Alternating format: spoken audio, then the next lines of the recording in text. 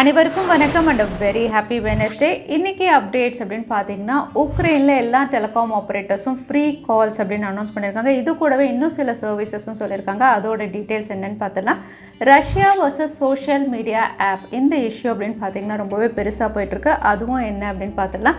ரெட்மியுடைய note 11E Pro இந்த smart phone launch ஆயிருக்கு. MediaTek புது சிப்செட் அனௌன்ஸ் பண்ணியிருக்காங்க. எல்லாமே பார்த்துடலாம் டெக் நியூஸ் நம்பர் 772ல். இன்றைக்கும் பேடிஎம் கான்டெஸ்ட் இருக்குது. டீட்டெயில்ஸ் எப்போ மாதிரி உங்களுக்கு டிஸ்கிரிப்ஷனில் இருக்கும், நீங்கள் செக் பண்ணிக்கலாம். ஸோ வீடியோக்குள்ளே போகிறதுக்கு முன்னாடி இந்த சேனலை நீங்கள் முதல் முறையாக பார்க்குறதா இருந்தால் என் பேர் வானா, இது டெக்னிக்கல் சென்னை, அனைத்து டெக் செய்திகளும் தமிழில்.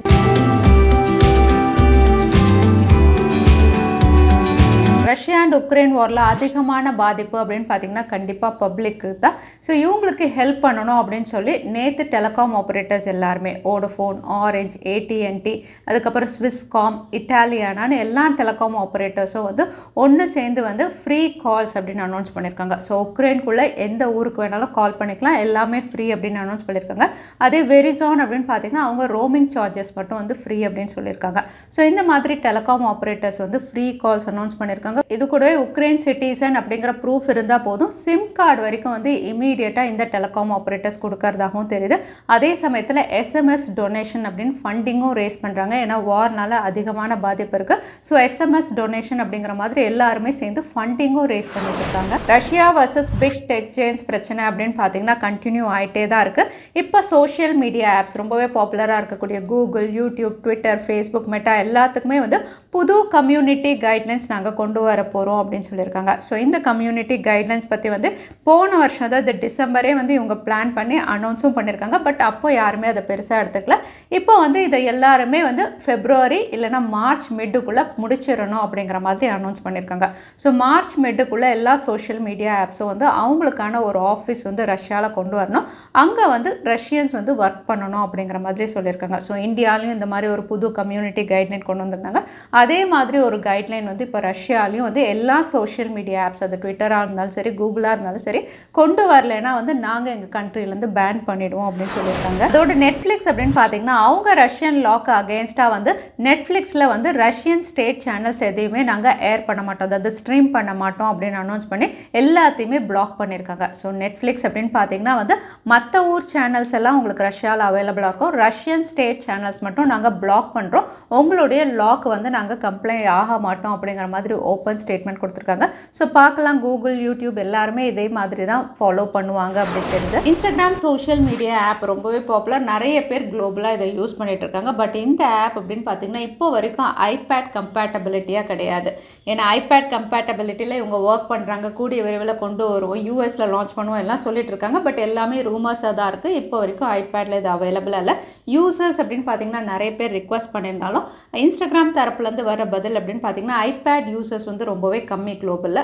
ஸோ ஒன்ஸ் ஐபேட் யூசர்ஸ் அதிகமானால் வந்து இந்த கம்பேட்டபிலிட்டி நாங்கள் பண்ணுவோம் அப்படின்னு சொல்லியிருக்காங்க. ஸோ இன்ஸ்டாகிராம் ஆப் வந்து ஐபேடுக்கு வர்றது ரொம்பவே கஷ்டம் அப்படிங்கிற மாதிரி தான் தெரியுது. ஆப்பிள் இந்தியாவில் அமேசான் வெப்சைட்டில் iPhone 12 சீரீஸ்க்கான ப்ரைஸ் அப்படின்னு பார்த்தீங்கன்னா ரொம்பவே குறைச்சிருக்காங்க. லான்ச் ப்ரைஸ்லேருந்து உங்களுக்கு ரொம்பவே கம்மியாக அவைலபிளாக இருக்குது. iPhone 12 அப்படின்னு பார்த்தீங்கன்னா உங்களுக்கு 3 வேரியன்ட்ஸில் இருக்குது.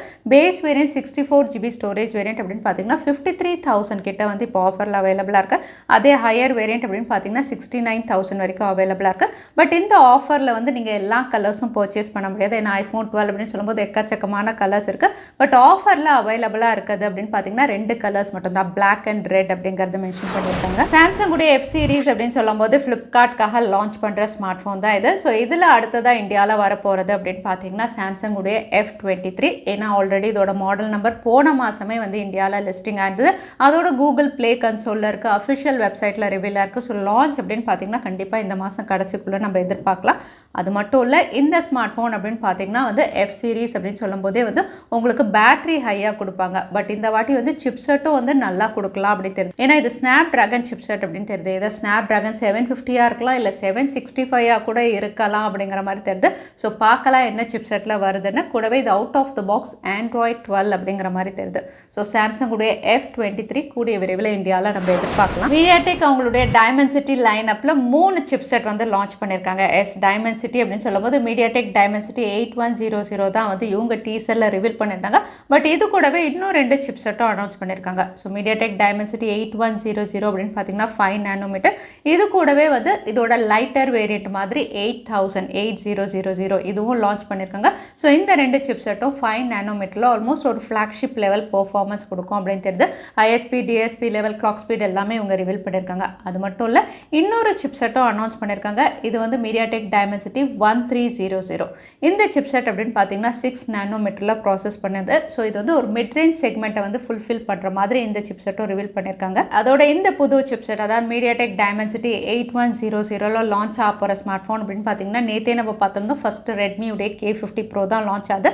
அது கூடவே வந்து Realme GT Neo 3 இந்த ஸ்மார்ட் ஃபோனும் வந்து MediaTek Dimensity 8100 அப்படிங்கிற மாதிரி டீசர் மூலியமாகவே கன்ஃபார்ம் பண்ணியிருக்காங்க. அதோட 150 வாட் ஃபாஸ்ட் சார்ஜர் அப்படிங்கிறத நேற்றே நம்ம பார்த்துருந்தோம். ஸோ இந்த ஃபீச்சர்ஸோட ரொம்பவே எக்ஸைட்டிங்காக ரியல்மியுடைய GT Neo 3யும் வரப்போகுது. அதோட MediaTek Dimensity 8100 OnePlus உடைய ஒரு டிவைஸும் வந்து லான்ச் ஆகலாம் அப்படிங்கிற மாதிரி ஸ்ட்ராங் ரூமர்ஸ் இருக்குது. இது OnePlus உடைய யூஷுவல் லைனப் இல்லாமல் Nord சீரிஸ் கீழே இவங்க கொண்டு வர போகிறாங்க. OnePlus Nord 3 இந்த பேரில் தான் வரும். ஏன்னா ஆல்ரெடி Nord 2 அப்படின்னு பார்த்தீங்கன்னா அதுவும் MediaTek Dimensity தான். ஸோ அதோட சக்ஸஸராக Nord 3யும் MediaTek Dimensity 8100 அப்படின்னு தெரியுது. இது கூடவே இந்த ஸ்மார்ட் ஃபோனும் வந்து 150 வாட் ஃபாஸ்ட் சார்ஜிங் சப்போர்ட்லாம் கொடுக்கலாம் அப்படின்னு தெரியுது.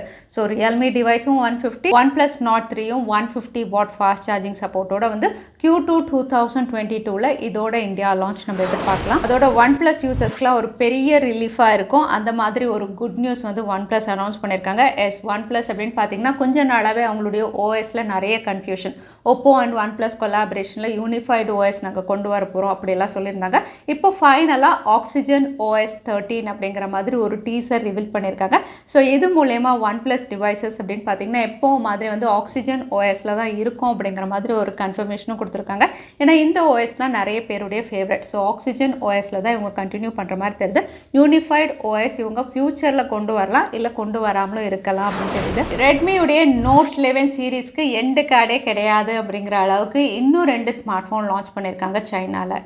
இது ரெட்மியுடைய Note 11E சீரீஸ் அப்படிங்கிற மாதிரி E and E Pro 2 smart phone launch பண்ணியிருக்காங்க. ரெட்மி Note 11E அப்படின்னு பார்த்தீங்கன்னா MediaTek Dimensity 700 இவங்க கொடுத்துருக்காங்க. கூடவே 50 mega pixel dual camera, 5000 mAh battery, 90 Hz refresh ரேட்னு இதோட ப்ரைஸ் 14,000 கிட்ட லான்ச் பண்ணியிருக்காங்க. அதே ரெட்மி Note 11E Pro அப்படின்னு பார்த்தீங்கன்னா ஒரு 5G டிவைஸ், Snapdragon 695 கொடுத்துருக்காங்க. கூடவே 108 mega pixel, 16 mega pixel selfie camera, 67 watt fast charging சப்போர்ட்னு இந்த ஸ்மார்ட் ஃபோனுடைய விலை அதாவது ஸ்டார்டிங் ப்ரைஸ் அப்படின்னு பார்த்தீங்கன்னா 20,000 கிட்ட வந்து சைனாவில் லான்ச் பண்ணியிருக்காங்க.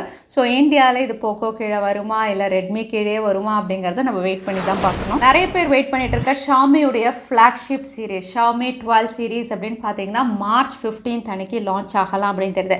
இந்த 12 சீரீஸ் அப்படின்னு பார்த்தீங்கன்னா டிசம்பர்லேயே சைனாவில் லான்ச் பண்ணிட்டாங்க. பட் இப்போ அனௌன்ஸ் பண்ணுறது குளோபல் லான்ச். குளோபல் லான்ச் அப்படின்னு சொல்லும்போது இங்கே ரிவீல் ஆயிருக்கிறது வந்து யூரோப் மட்டும்தான். யூரோப்பில் தான் இங்கே டீசர்ஸ் ரிவீல் பண்ணியிருக்காங்க. இந்தியாவை பொறுத்த வரைக்கும் ஃபஸ்ட்டு யூரோப்பில் லான்ச் பண்ணதுக்கப்புறம் இந்தியாவில் வரலாம் அப்படின்னு தெரியுது. அது மட்டும் இல்லை, இந்த 12 சீரீஸில் எல்லாருடைய ஃபேவரேட் அப்படின்னு பார்த்தீங்கன்னா அல்ட்ரா தான். தற்சமயம் இது சைனாலையும் லான்ச் பண்ணலை. பட் யூரோப்பில் இந்த டிவைஸ் லான்ச் பண்ணலாம் அப்படின்னு தெரியுது. இந்தியாவிலும் இதோட மாடல் நம்பர் லிஸ்டிங்காக இருக்குது. ஸோ ஷாமியுடைய 12 சீரீஸில் அல்ட்ராவும் இந்தியாவில் நம்ம எதிர்பார்க்கலாம். அடுத்ததான் எனக்கு பேடிஎம் கான்டெஸ்ட்கான கேள்வி என்னன்னு பார்த்துடலாம். எந்த ஆப் வந்து ஐபேடில் இல்லைன்னு இந்த வீடியோவில் சொல்லியிருந்தேன், அதுதான் இன்னைக்கான கேள்வி. இந்த கேள்விக்கான பதிலை கீழே #Technical Chennai எந்த டைம் ஸ்டாம்பில் அந்த பதிலை நான் சொல்லியிருந்தேன். அதுக்கப்புறம் பதில் டைப் பண்ணுங்க. வின்னரை நாங்கள் ரேண்டமாக சொல்லுவோம். ஸோ லாஸ்ட் டைம் இருந்த பேடிஎம் கான்டெஸ்ட்கான கேள்விக்கான பதில் ப்ளே பாஸ். நிறைய பேர் சரியான பதில் சொல்லியிருந்தீங்க. அதில் வின்னர் வந்து மணிகண்டன். கங்க்ராச்சுலேஷன். இமெயில் வழியாக எங்களை காண்டாக்ட் பண்ணுங்கள்.